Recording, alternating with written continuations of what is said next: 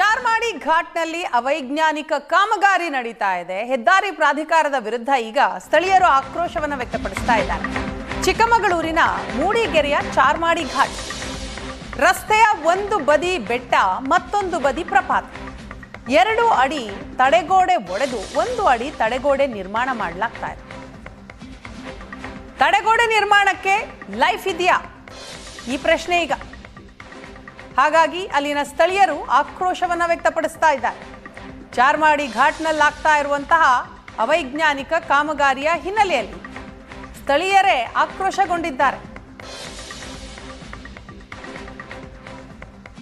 ಮಲೆನಾಡಿನ ಭಾಗವಾದ ಚಿಕ್ಕಮಗಳೂರು ಜಿಲ್ಲೆಯಲ್ಲಿ ಧಾರಾಕಾರವಾಗಿ ಮಳೆ ಸುರಿತಾ ಇದೆ. ಅದರಲ್ಲೂ ಕೂಡ ದಕ್ಷಿಣ ಕನ್ನಡ ಚಿಕ್ಕಮಗಳೂರಿನ ಸಂಪರ್ಕ ಕೊಂಡಿ ಚಾರ್ಮಾಡಿ ಘಾಟಿಯಲ್ಲೂ ಕೂಡ ನಿರಂತರವಾಗಿ ಮಳೆ ಸುರಿತಾ ಇದೆ. ಚಾರ್ಮಾಡಿ ಘಾಟಿಯಲ್ಲಿ ಅವೈಜ್ಞಾನಿಕ ಕಾಮಗಾರಿ ಈಗ ಸಾಕಷ್ಟು ಜನಾಕ್ರೋಶಕ್ಕೂ ಕೂಡ ಕಾರಣವಾಗಿರುವಂತದ್ದು.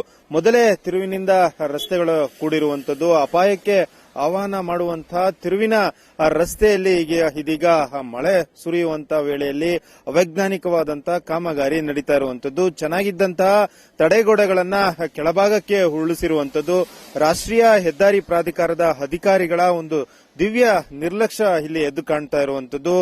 ಭಾರಿ ಪ್ರಮಾಣದಲ್ಲಿ ಮಳೆ ಸುರಿತಾ ಇದೆ. ಇಂಥ ಹೊತ್ತಿನಲ್ಲಿ ತಿರುವಿನಿಂದ ಕೂಡಿದಂತಹ ರಸ್ತೆಯಲ್ಲಿ ತಡೆಗೋಡೆಯನ್ನು ಕಳೆದ 5-6 ವರ್ಷಗಳ ಹಿಂದೆ ನಿರ್ಮಾಣವನ್ನು ಕೂಡ ಮಾಡಲಾಗಿತ್ತು. ಆ ತಡೆಗೋಡೆ ಗಟ್ಟಿಮುಟ್ಟಾಗಿದ್ದಂತಹ ತಡೆಗೋಡೆಗಳನ್ನೇ ಇದೀಗ ಉರುಳಿಸುವಂತ, ಅಂದ್ರೆ ಅದನ್ನ ಕೆಡವಿ ಮತ್ತೊಂದು ಹೊಸ ಕಾಮಗಾರಿಯನ್ನು ಮಾಡಲಿಕ್ಕೆ ರಾಷ್ಟ್ರೀಯ ಹೆದ್ದಾರಿ ಪ್ರಾಧಿಕಾರ ಮುಂದಾಗಿರುವಂತದ್ದು. ಈಗ ಕೆಡವಿರುವಂತಹ ತಡೆಗೋಡೆಗಳನ್ನ ಕೆಳಭಾಗದಲ್ಲಿ, ಅಂದ್ರೆ ಚಾರ್ಮಾಡಿ ಘಾಟಿ ರಸ್ತೆ ಏನಿದೆ ಅದು ಆಳವಾದಂತಹ ಪ್ರಪಾತಗಳನ್ನು ಹೊಂದಿರುವಂತಹ ರಸ್ತೆ ಇದಾಗಿರುವಂತದ್ದು. ಶೋಲ ಅರಣ್ಯಗಳನ್ನು ಮತ್ತು ವನ್ಯಜೀವಿಗಳನ್ನು ಕೂಡ ಇಲ್ಲಿರುವಂತಹ ಸಸ್ಯ ಸಂಕುಲ ಹಾಗೇನೆ ವನ್ಯಜೀವಿಗಳು ಕೂಡ ಅವಸ್ಥಾನವಾಗಿರುವಂತಹ ಪ್ರದೇಶ ಇದಾಗಿರುವಂತದ್ದು. ಇಲ್ಲಿರುವಂತಹ ತಡೆಗೋಡೆಗಳನ್ನ ಕೆಳಭಾಗಕ್ಕೆ ಉರುಳಿಸಿರುವಂತಹ ವೇಳೆಯಲ್ಲಿ ಅಲ್ಲಿರುವಂತಹ ಪ್ರಾಣಿ ಸಂಕುಲಕ್ಕೂ ಕೂಡ ಅಪಾಯ ಎದುರಾಗಿರುವಂತದ್ದು. ಅಲ್ಲಿರುವಂತಹ ಅತ್ಯಮೂಲ್ಯವಾದಂತಹ ಪ್ರಾಣಿಗಳ ಜೀವಕ್ಕೂ ಕೂಡ ಕಂಟಕ ಎದುರಾಗಿರುವಂತದ್ದು. ಇದು ಕೂಡ ಪರಿಸರವಾದಿಗಳ ಒಂದು ಆಕ್ರೋಶಕ್ಕೂ ಕೂಡ ಕಾರಣವಾಗಿರುವಂತದ್ದು. ಇಲ್ಲಿದ್ದಂತಹ ಒಂದು ತಡೆಗೋಡೆಗಳನ್ನ ಕೆಡವಿ ಒಂದು ಅವೈಜ್ಞಾನಿಕವಾದಂತಹ ಕಾಮಗಾರಿಯನ್ನು ಕೂಡ ನಡೆಸಲಿಕ್ಕೆ ಈಗ ಮುಂದಾಗಿರುವಂತದ್ದು. ಇದು ಸ್ಥಳೀಯರ ಒಂದು ಆಕ್ರೋಶಕ್ಕೂ ಕೂಡ ಕಾರಣವಾಗಿರುವಂತದ್ದು. ಈ ಬಗ್ಗೆ ಮಾತಾಡಲಿಕ್ಕೆ ನಮ್ಮ ಜೊತೆಗೆ ಸ್ಥಳೀಯರು ಕೂಡ ಇರುವಂತದ್ದು.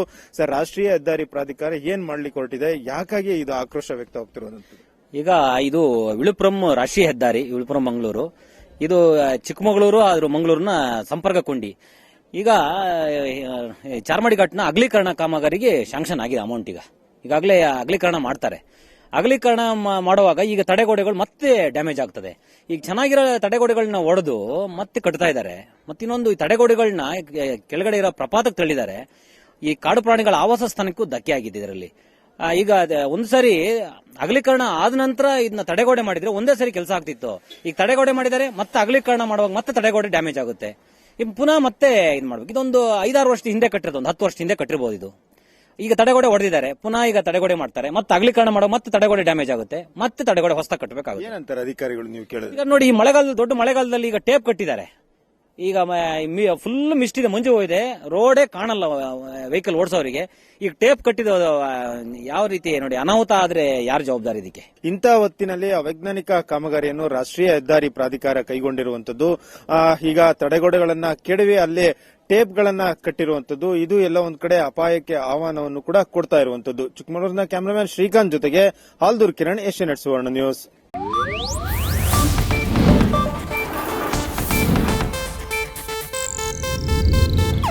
ಇದು ಏಷ್ಯಾನೆಟ್ ನ್ಯೂಸ್ ನೆಟ್ವರ್ಕ್ ಪ್ರಸ್ತುತಿ.